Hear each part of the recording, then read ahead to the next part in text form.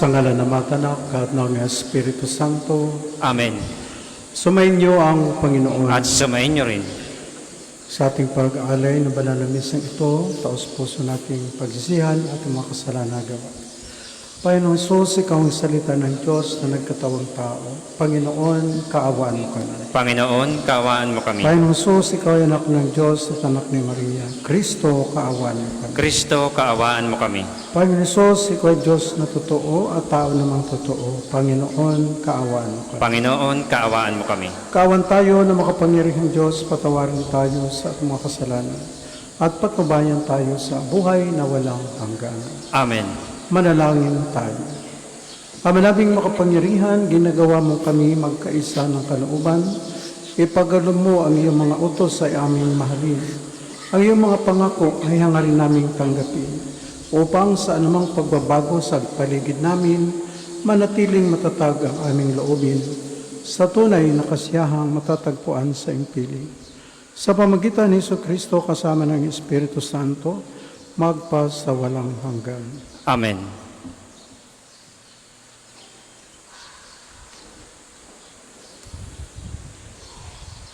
Pagbasa mula sa mga gawa ng mga apostol. Noong mga araw na iyon, kumilos agad ang mga hentil at ang mga Hudyo kasama ng kanilang mga pinuno laban sa mga apostol. Binalak nilang lapastanganin at batuhin sila.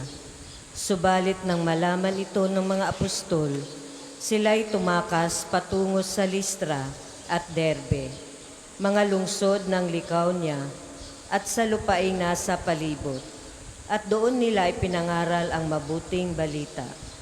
Sa Listra may isang lalaking di makalakad, sapagkat siya'y lumpo mula sa pagkabata. Nakaupo siya at nakikinig sa pangangaral ni Pablo. Nang makita ni Pablo na ang lumpoy may pananampalataya, upang mapagaling, tinitigan niya ito at malakas na sinabi, "Tumayo ka ng matuwid." At lumukso ang lalaki at nagpalakad-lakad. Nang makita ng taong bayan ang ginawa ni Pablo, sumigaw sila sa wikang Lycaonia, "Nanaog sa atin ang mga Diyos sa anyong tao."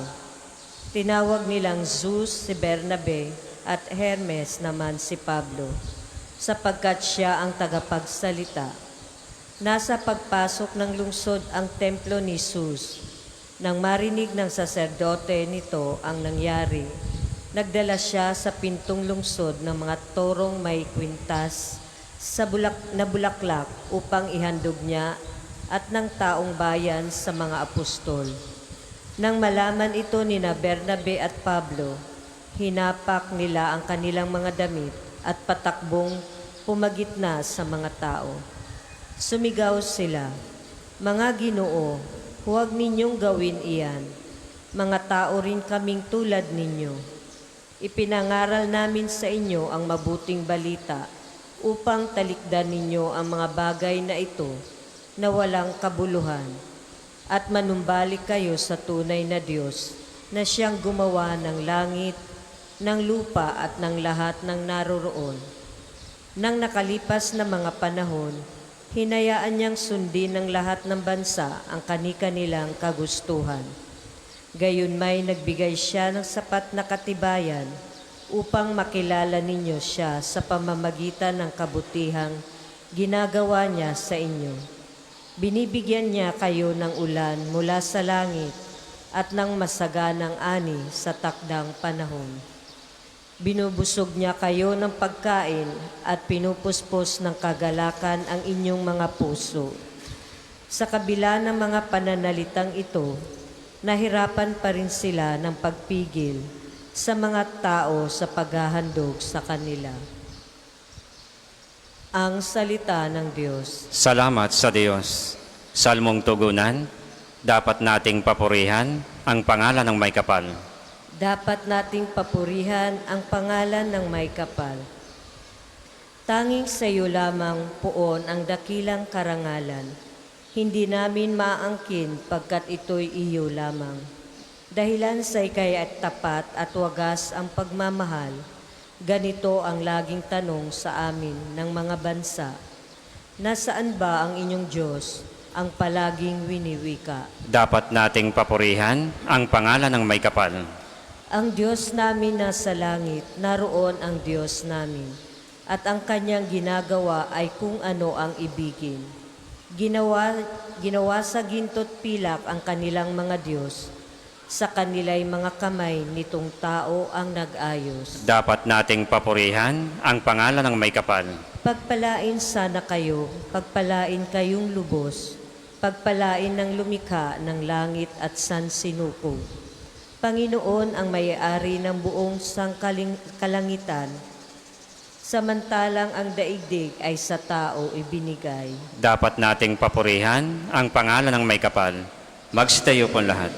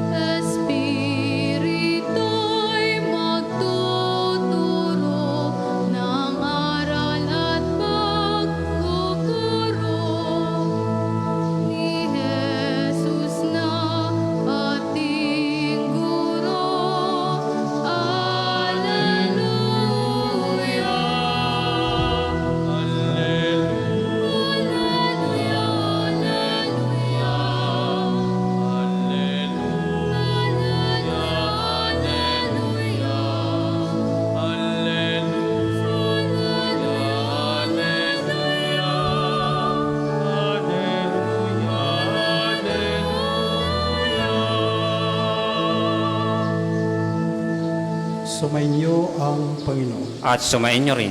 Ang mabuting balita ng Panginoon ayon kay San Juan. Papuri sa iyo, Panginoon. Noong panahon iyon, sinabi ni Jesus sa kanyang mga alagad, ang tumatanggap sa mga utos ko at tumutupad nito ang siyang umiibig sa akin. Ang umiibig sa akin ay ibigin ng aking Ama. Ibigin ko rin siya at ako'y lubusang magpapakilala sa kanya. Tinanong siya ni Judas, hindi ang Iscariote, Panginoon, bakit po sa amin lamang kayo nagpapakilala ng lubusan at hindi sa sanlibutan? Sumagot si Jesus, ang umiibig sa akin ay tutupad sa aking salita. Iibigin siya ng aking Ama at kami ay sa Kanya at mananahan sa Kanya. Ang hindi umiibig sa akin ay hindi tumutupad sa aking mga salita. Hindi akin ang salitang narinig ninyo, kundi sa Amang nagsugo sa akin. Sinabi ko ito sa inyo, ang mga bagay na ito, samantalang kasama pa ninyo ako. Ngunit ang patnubay, ang Espiritu Santo, na susuguin ng Ama sa pangalan ko, ang siyang magtuturo sa inyo sa lahat ng bagay at magpapaalaala ng lahat ng sinabi ko sa inyo. Ang mabuting balita ng Panginoon. Pinupuri ka namin, Panginoong Jesucristo. Okay, so atin lamang babatiin bilang welcome ang ating mga katabi. Pakisabi sa katabi mo, gusto ko, happy ka. Okay. Pakisabi naman sa katabi mo, gusto ko, happy ka. Okay. Tingnan mo yung katabi mo kung happy nga talaga yung mukha. Malungkot pa rin. Kaya narito tayo para sa pagmamahal ng Diyos, happy tayo. Napakinggan natin ngayon sa unang pagbasa na ito yung time na sina Pablo at Bernabe ay nagtuturo sa iba't ibang lugar.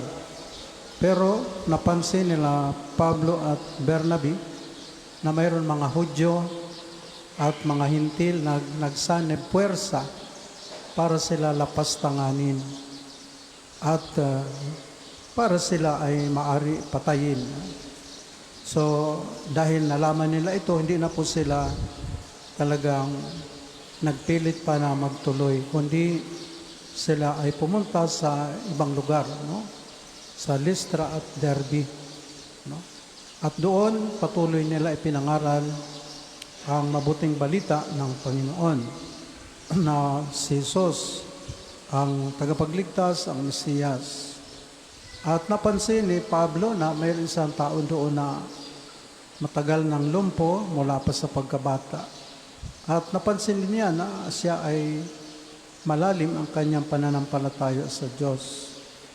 Kaya agad-agad niya sinabihan ang lumpo na tumindig ka, lumakad ka. At yung tao lumukso agad at parang biglang gumaling siya, no? At yun na nga, nung makita ito ng mga tao, na pagtanto nila na sila Pablo at Bernabe ay mga parang itinuturing nila mga Diyos na bumaba mula sa langit sa katauhan nila. At marami nag-alay, mga iba't ibang klaseng mga regalo, may mga baka pa. Pero agad-agad tinutulan ito nila Pablo na sinasabi niya, mga Ginoo, huwag ninyo kami ituring na iba sa inyo. Tao rin kami. Wala rin kami pagkakaiba sa inyo. Hindi kami dapat inyong parangalan. Ang nabigay nito ng kapangyarihan ay ang Diyos na aming sinasabi sa inyo. Ang Diyos na nagbibigay sa inyo ng ulan, tubig, hangin, buhay, ang siyang dapat lamang papurihan at pasalamatan. Pero siyempre, yung mga tao kasi that time, sanay sila doon sa mga Diyos-Diyusan na ginawa ng mga hari, no? Katulad sa Zeus na kinikilala nila isang Panginoon nila. Kaya pero ganun pa man, maliwanag na sinasabi ni Pablo, hindi kami mga Diyos. Kami ay tao lamang. Ang dapat papurihan at parangalan o sambahin ay walang iba kundi sa Yesu Kristo na nag-alay ng kanyang buhay sa Kalbaryo, na namatay at muling nabuhay. So napakaganda yung mga pahayag ni na Pablo at Bernabe, gawa ng hindi nila po inaangkin ang tagumpay sa kanilang mga ginagawa, kundi lalo pang nila ginaguide, no, ang mga tao na dapat ang Diyos lamang, si Jesus, no, ang parangalan, papurihan at sambahin. Kasi yan ang sinasabi ni Jesus, ang sino mang talagang naghangad na maging maunlad, maging matagumpay, no, dito sa lupa, sa pangalan niya, katulad ng mga tao na mga matagumpay dahil nga siyempre sa kanilang kagalingan. Sabi pa ni Jesus, natamo na nila ang gantimpala dito sa lupa. Wala na silang asahan doon sa kabila o doon sa langit. Nakita ko rin ito sa mga politicians, no, nagpapagawa ng mga projects. Minsan ako na-inspired doon sa mga politician na inalalagay sa kanilang project na itong mga proyekto ay galing sa buwis ng mga tao. Kaya ibinabalik namin sa inyo, no, itong pera para makatulong sa mga tao na gumanda ang daan, no, gumanda ang mga pasilidad. So yun po yung tama, no, na ginagawa ng ating mga mabubuting mga politicians. They really acknowledge the people, especially the tax, no. Mayroon naman mga politician na kiniklaim na katulad mga kiosk nagpapagawa, minsan mga schools, mga building, lalagyan ng pangalan nila, Mayor so and so, no? Tapos Congressman so and so, mga schools, no? At ipinapangalan sa kanila. That's actually, I think, something fishy, no? Dahil hindi mo dapat pangalanan yan, dahil una, hindi mo naman pera yan ng bayan. That is people's money, no? Kaya ito sinasabi ni Jesus na sa ganitong mga gawain, ang ganitong mga tao ay wala na po silang maasahan na gantimpala sa langit, no? Dahil dito pa lamang sa lupa, nakuha na nila yung ganong pagkilala. Ang bait-bait pala ni congressman, ang bait-bait ni mayor, kung sino-sino. So yun po sinasabi ni Jesus na they lost their reward from the Lord in heaven. So dito sa lupa, okay naman yan. Pero yan po siguro isa rin paalaala sa atin, no? Na kahit siguro anong yaman mo na, ano na talaga naabot, nakadalawang doctorate ka na nga sa pag-aaral, no? Tapos naging mayabang ka na, mawawala ang iyong mga pinaghirapan, pinagsikapan. No? Kasi mayroon mga tao na dahil sa kanilang, siyempre magaling naman talaga, matalino, very creative, hindi naman maiwasan na talagang manguna sa ibang tao. Pero yan ang sabi nga ni Jesus, no? Ang sinumang nagpapakataas ay bababa. Ang sinumang nagpapakababa ay itataas. Ang maganda lang siguro dito na ano man ang ating naabot, naging matagumpay tayo, we have to acknowledge always na dapat ang lahat ng mga ito ay mula talaga sa Diyos. We are just a caretaker or stewards, no? Ang Diyos naman talaga nagbigay sa atin ito, talino, no? Kakisigan, no? At kagalingan. We have always to acknowledge na ang Panginoon, no? Hindi po yung dahil sa kagalingan mo na ikaw nagkaganito. That's siguro is a matter of understanding or interpretation, no? So, ako nga kanina nagbabasa ng mga mega church in the USA, yung mga malalaking mga gospel church, lalong-lalo mga prosperity gospel, that they focus more on money, donations, no? At saka nakasenter ang kanilang preaching sa preacher, no? Yung sa pastor, no? They do not center their preaching about Christ, no? So, ang kanilang talagang aim is really to become more richer. Kaya sila may mga jet, may mga mansions, no? Lahat. And they always focus on the tinatawag na prosperity gospel na ang mga membro na magdo-donate ng ganitong halaga, they will be rewarded by the Lord, no? May 10% na, no? Pero ito po ay isang panlinin lang, no? Kasi dapat ang totoo dito you should not focus on material things, no? Let the people donate according to their intentions, yung kalooban niya. Hindi yung pag malaki ang ibigay mo, malaki rin inyong gantimpala sa langit. Ito po yung error ng ating simbahan dati, no? During the dark ages, no? Na ipinagbibili ang mga sacraments noon. Pero yan po ay nakorek na yan ngayon. Hindi na po tayo ganoon, no? So, in terms of preaching sa ganito, we do not focus on the 10%. Kasi wala po yan sa New Testament. Sa Old Testament, mayroon. Pero sa New Testament, hindi na po yun ipinofocus na 10%, no?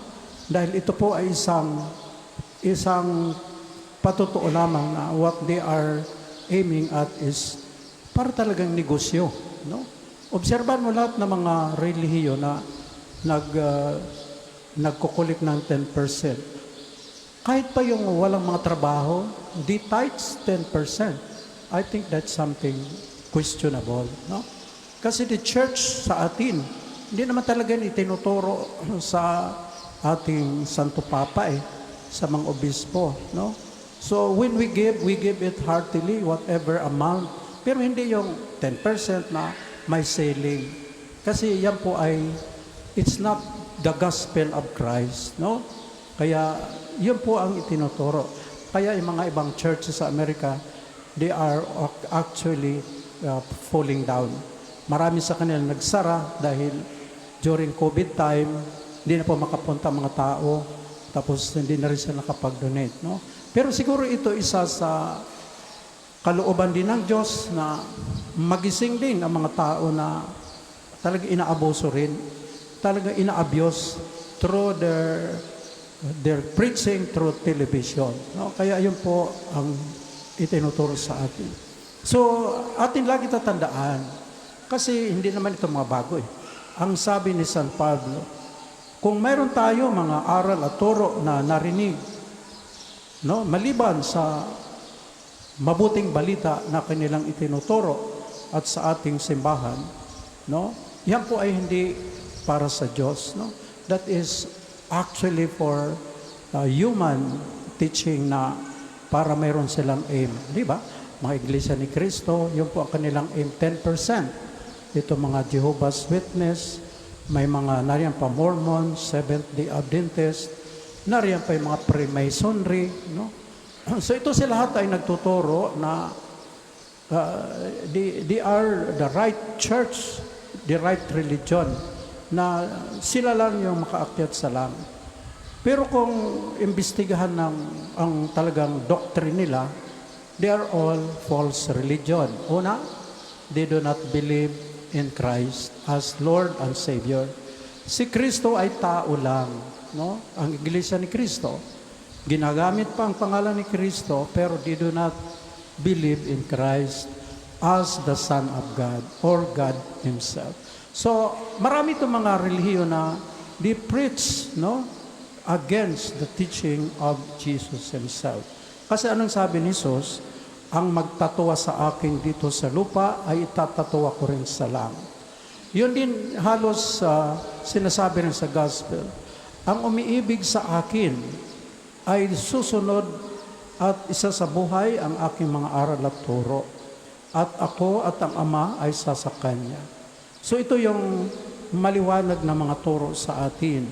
Ngayon, o nga, halimbawa, gano'n naman, nagsisimba naman tayo, nagdadasal, no? Pero kung hindi natin isinasabuhay at tinutupad yung mga utos ng Panginoon, so we really have to pray na bigyan tayo ng liwanag ng Diyos na magampanan natin, no? Sa anong paraan, no? For example, ito yung reality. Mahal ang Diyos, mahal niya si Kristo. Pero pagdating sa mga utang, hindi po nagbabayad, no? Diba, may utang ito, kinalimutan yung utang, no? So, sasabihin mo ba na mahal mo si Kristo? Ay samantala yung utang mo, hindi ka nagbabayad, nagbibingi-bingihan na lang, nagbubulag-bulagan. So yan po yung paliwanag sa atin na we do not really love Christ in case gano'n ang ating buhay, no? Pero kung we really yung ginagampanan natin ang ating obligasyon, that's the true love, sabi ni Jesus. Kaya ang umiibig sa Kanya ay iibigin din siya ni Jesus at ng Ama. Ang Ama at Anak ay sa Kanya, no? Sa bandang huli, ipinapangako rin ni Jesus, no? Dahil sabi nga ni Jesus na sa tanong ni Judas, hindi si Iscariote, Panginoon, bakit sa amin ka lamang nagpapahayag sa iyong totoong pagka-Panginoon? Ang sagot ni Jesus, ang umiibig sa akin ay umiibig sa Ama, no? At tutupad siya sa mga utos sa turo ko. So, ito po yung napakagandang talagang sinasabi ni Jesus. Kaya sa bandang huli, ang pangako ni Jesus na ibibigay niya ang patnubay, ang Espiritu Santo, no, sa mga tao na gustong talagang maliwanagan ang mabuting balita. So yun po ang importante na hindi man natin minsan maintindihan mga pagbasa. No, we really have to pray to the Holy Spirit, the third person of the Holy Trinity, no, para bigyan tayo ng liwanag sa ating buhay. Kaya sa kabuuan, yun na po ang hamon sa atin ngayon. And we have to examine our conscience. I am really loving the Lord, o mahal ko ba talaga ang Diyos, o panlabas lamang talaga, no? Kasi yan po ang importante ito na sinasabi dito. Kaya sa kabuuan, yung sinasabi ko na kanina, ang ating buhay dapat dito sa lupa ay hindi para sa ating sarili, kundi para lamang papurihan ng Diyos, pasalamatan sa ating paglilingkod na may kababaang loob. Amen. Dadako na tayo sa pag-alay. Para po sa mga maghahandog ng sobre, pakihulog na lamang po sa buslo.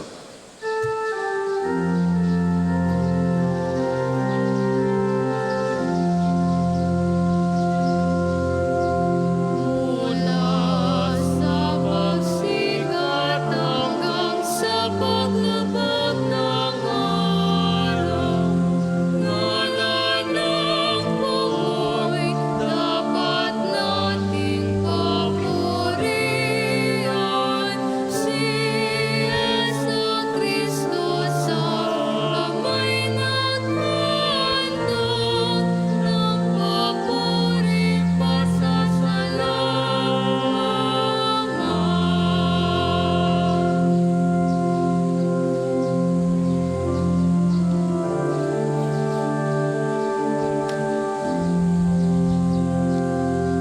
Magsitayo po lahat. Manalangin tayo mga kapatid upang ating paghahain ay kalugdan ng Diyos sa mga makapangyarihan. Tanggapin nawa ng Panginoon itong paghahain sa iyong mga kamay, sa kapurihan niya at karangalan sa ating kapakinabangan at sa buong sambayanan niyang banal. Ama naming lumikha, pakitin mo sa iyong piling sa kalangitan ang aming mga panalangin kalakip ng hain mga alay upang ang mga pinagindapat mong gawing dalisay ay maging marapat na makasalo sa piging na iyong pagmamahal. Sa pamagitan ni Jesucristo, kasama ng Espiritu Santo, magpasawalang hanggan. Amen. Sumainyo ang Panginoon. At sumain niyo rin. Itaas sa Diyos ang iyong puso at tiwa. Itinaas na namin sa Panginoon. Pasalamatan natin ang Panginoong ating Diyos. Marapat na siya ay pasalamatan. Ama naming makapangyarihan, tunay nga marapat ni kayaming pasalamatan. Ngayong ipinagdiriwang ang paghahain ng Mesiyas, ang maamong tupa na tumubos sa aming lahat. Ang katawan ng anak mong sa krus na bayubay ay handog ng pag-ibig na walang kapantay. Ito ang paghahain ganap mong kinalulugdan. Ito ang nilunggati ng dating pag-aalay, ang buong sarili ng anak mong sa Jesus ay inahain sa iyo upang kami ay matubos. Siya ang dambana at paring naghahandog, siya pa rin ang tupang handog na ibinukod. Kaya kaisa ng mga anghel na nagsisiawit ng papuri sa iyo, nang walang humpay sa kalangitan, kami nagbubunyi sa iyong kadakilaan.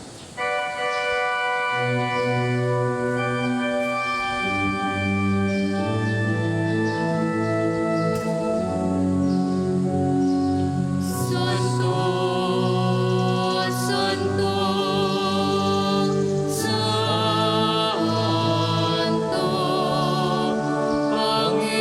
Panginoong Diyos ng mga hukbo. Napupuno ang langit at lupa ng kadakilan mo. Hosana sa kaitaasan, pinagpalang na paririto sa ngalan ng Panginoon. Hosana sa kaitaasan, Hosana sa kaitaasan.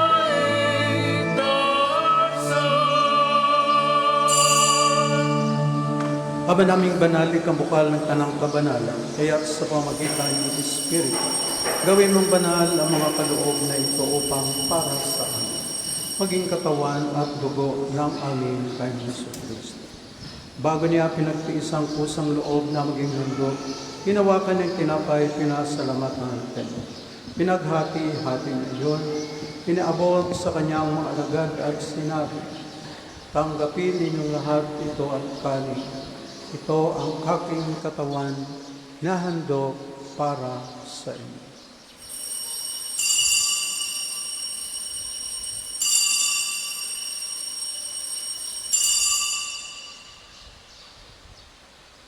Gayon din naman matapos ang hapunan, hinawakan niyang kalis, muli kanyang pinasalamatan. Inaabot niyang kalis sa kanyang mga alagad at sinabi, tanggapin ninyong lahat ito at inumin. Ito ang kalis ng aking dugo, ng bago at walang hanggang tipan. Ang aking dugo ang ibubuhos para sa inyo at para sa lahat sa kapagpapatawad ng mga kasalanan. Gawin ninyo ito sa pag-alaala sa akin.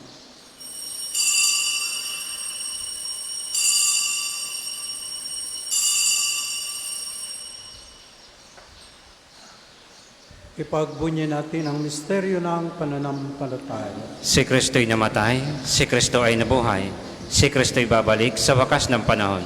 Ama, ginagawa namin ngayon ang pag-alala sa pagkamatay at muling pagkabuhay ng iyong anak.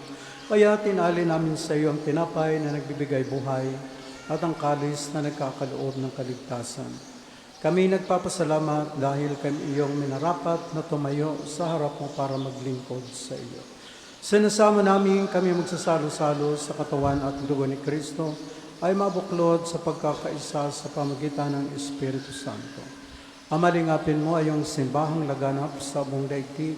Puspusin mo kami sa pag-ibig kaisa ni Leon na aming Papa at Gilbert ng Obispo at ang Tanang Kapatid. Alalahanin mo rin ang mga kapatid naming nahimlay na may pag-asang sila'y muling mabubuhay, gayon din ang lahat ng mga pumanaw. Kaawaan mo sila at patuloyin sa iyong kaliwanagan.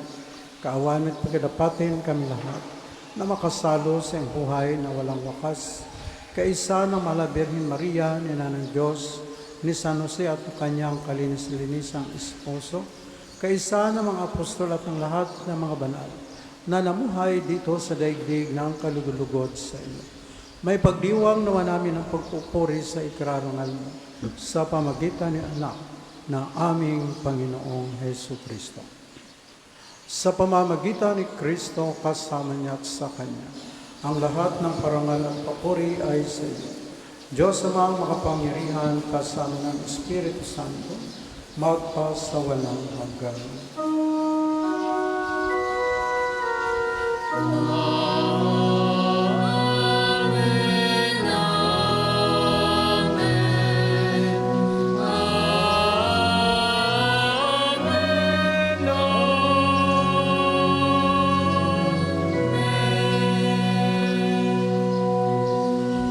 Ipayag natin ang lakas loob ang panalangin ay tinuro ng Panginoon.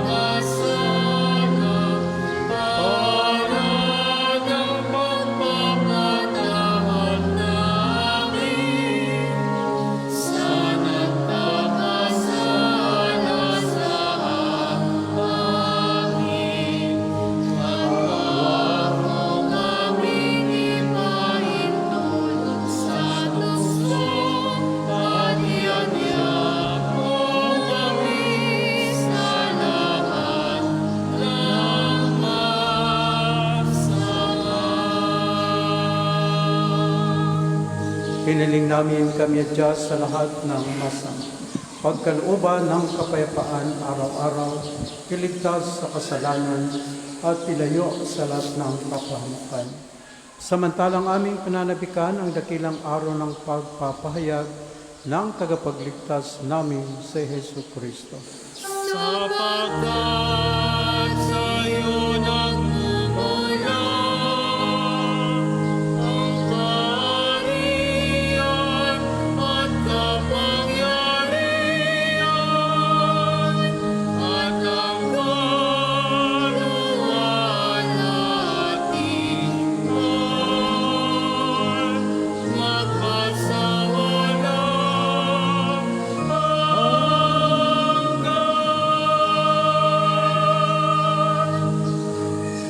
Panginoong Kristo, sinabi mo sa mga apostol, kapayapaan ang iniwan ko sa inyo. Ang aking kapayapaan ang binibigay ko sa inyo. Tunghayan mo ang aming panampalataya at huwag aming mapagkakasala. Pagkalooban mo kami ng kapayapaan at pagkakaisa ayon sa iyong kalooban, kasama ng Espiritu Santo, magpasawalang hanggan. Amen. Ang kapayapaan ng Panginoon ay laging sumainyo. At sumain niyo rin. Magbigayan kayo ng kapayapaan sa isa't isa. Jesus. Kordero ng Diyos na nag-aalis ng mga kasalanan ng sanlibutan, maawa ka sa amin. Kordero ng Diyos na nag-aalis ng mga kasalanan ng sanlibutan, maawa ka sa amin. Kordero ng Diyos na nag-aalis ng mga kasalanan ng sanlibutan, ipagkaloob mo sa amin ang kapayapaan. Kung hindi po kayang lumuhod, ay manatili pong nakatayo ng may paggalang.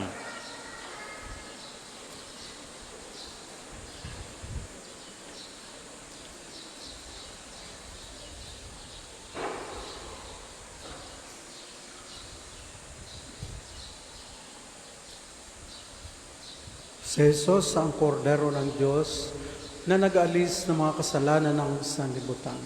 Mapalad ang minahan sa kanyang piging. Panginoon, hindi ako karapat-dapat na magpatuloy sa iyo, ngunit sa isang salita mo lamang ay gagaling na ako.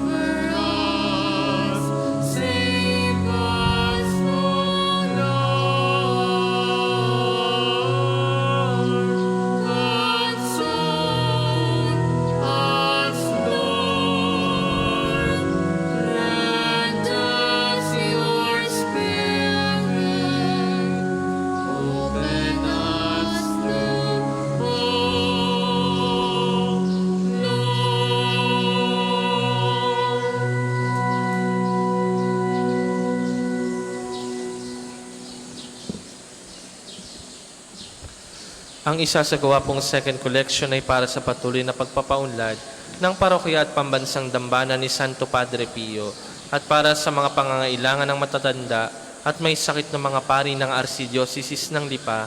Maraming salamat po sa inyong mga handog. We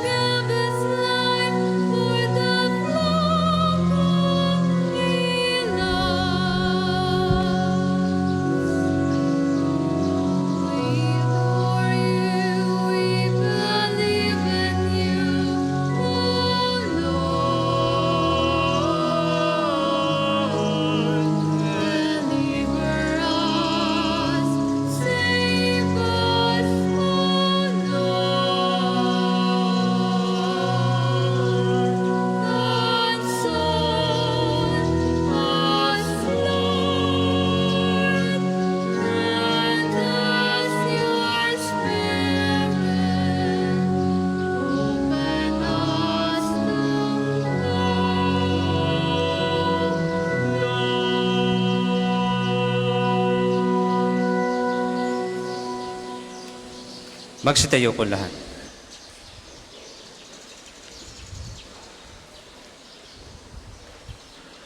Manalangin tayo. Ama naming mapagmahal, kami pinapagsalo mo sa pagkabuhay na iyong anak ay papakinabangin mong lagi sa kanyang lakas bilang bungang masagana ng dulot mong pagliligtas. Sa pamagitan ni Jesucristo kasama ng Espiritu Santo, magpasawalang hanggan. Amen. Panalangin ng pagtitiwala kay Santo Padre Pio.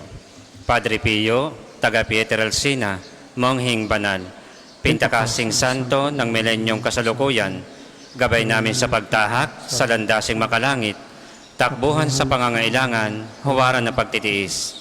Sa iyo namin inilalapit aming mga kagipitan, sa iyo po ibinibilin kalusugan at kabuhayan. Banggitin ng tahimik ang mga personal na kahilingan.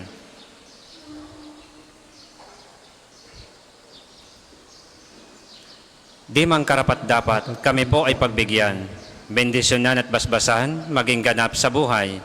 Lumayo nawa kami, umiwas sa kasalanan, lumapit lagi sa Diyos, maging matatag at matibay.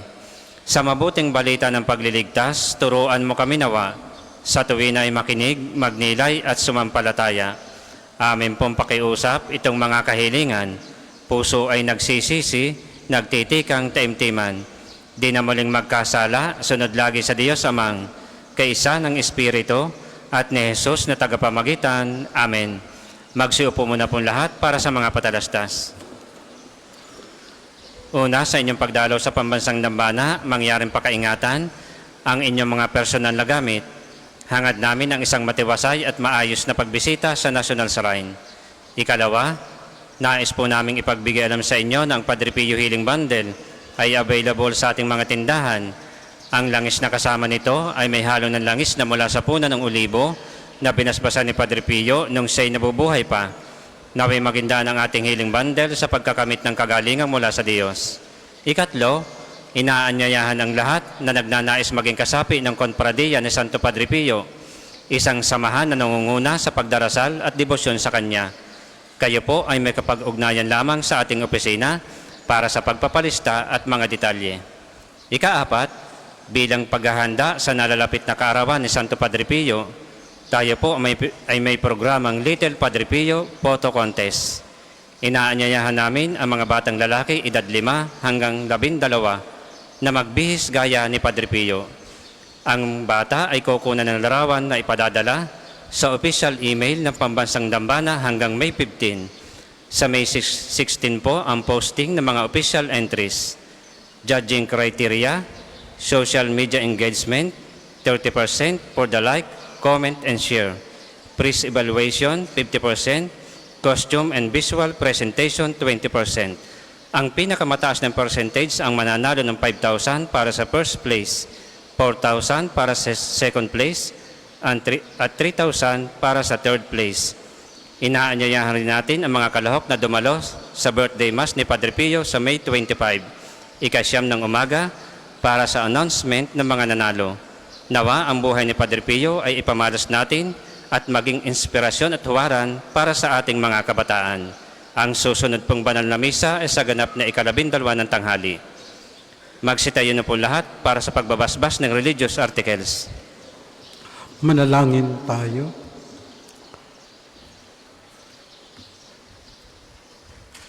Mga kapatid, manalangin tayo sa Diyos sa mga makapangyarihan upang tayo ay maging kawangis ni Kristo sa taimtim na pagdalangin sa tulong ng mga larawan at dasalan. O Diyos, Ikaw ang bukal ng lahat ng pagpapala at biyaya. Ibuhos mo po ang iyong bendisyon sa ngalan ng Ama at Anak at ng Espiritu Santo. Sa mga gamit na ito, sa pananalangin, mga rosaryo, imahin, dasalan, na nagpapaalaala ng iyong kabutihan, kabanalan at pagmamahal sa amin, upang ang lahat na dumulog at magdasal gamit ang mga ito ay magtamo ng iyong awa at biyaya. Lobin mong tularan namin ang kabanalan at aral ni Kristo at ng mga santo magpasawalang hanggan. Amen. Ama namin, sumasalangit ka, sambahin ang ngalan mo. Mapasa amin ang kaharian mo, sundin ang loob mo dito sa lupa para nang sa langit.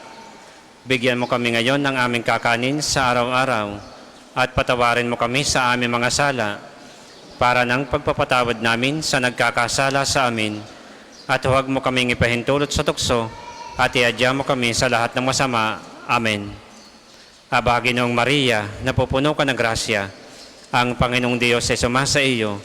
Bukod kang pinagpala sa babaeng lahat, at pinagpala naman ang iyong anak na si Jesus.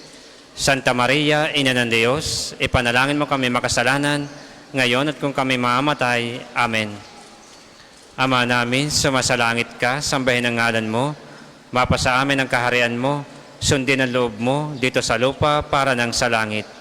Bigyan mo kami ngayon ng aming kakanin sa araw-araw, at patawarin mo kami sa aming mga sala, para nang pagpapatawad namin sa nagkakasala sa amin. At huwag mo kaming ipahintulot sa tukso, at iadya mo kami sa lahat ng masama. Amen. Aba, Ginoong Maria, napupuno ka ng grasya, ang Panginoong Diyos ay sumasa iyo. Bukod kang pinagpala sa babaeng lahat, at pinagpala naman ang iyong anak na si Jesus. Santa Maria, Ina ng Diyos, ipanalangin mo kami makasalanan, ngayon at kung kami mamamatay. Amen. Luwalhati sa Ama, sa Anak at sa Espiritu Santo, kapara nung una, ngayon at magpasawalang hanggan. Amen. Luwalhati sa Ama, sa Anak at sa Espiritu Santo, kapara nung una, ngayon at magpasawalang hanggan. Amen. Luwalhati sa Ama, sa Anak at sa Espiritu Santo, kapara nung una, ngayon at magpasawalang hanggan. Amen. Okay, bago ang final blessing, para hindi naman malungkot ang ating pagtatapos, pakisabi sa katabi mo, ako ay nababaitan sa iyo. Okay. Ako'y nababaitan sa iyo. Okay. Sabihin mo sa katabi mo, ako'y nababaitan sa iyo. Kahit napipilitan tayo, mabuti niya kaysa wala. No? Yung mga walang katabi, sarili muna.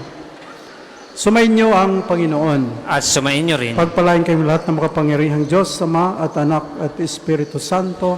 Amen. Taglay natin sa ating paglalakbay ang pag-ibig at kapayapaan ni Kristo. Salamat sa Diyos. Sa Diyos. Palakpakan natin tayo.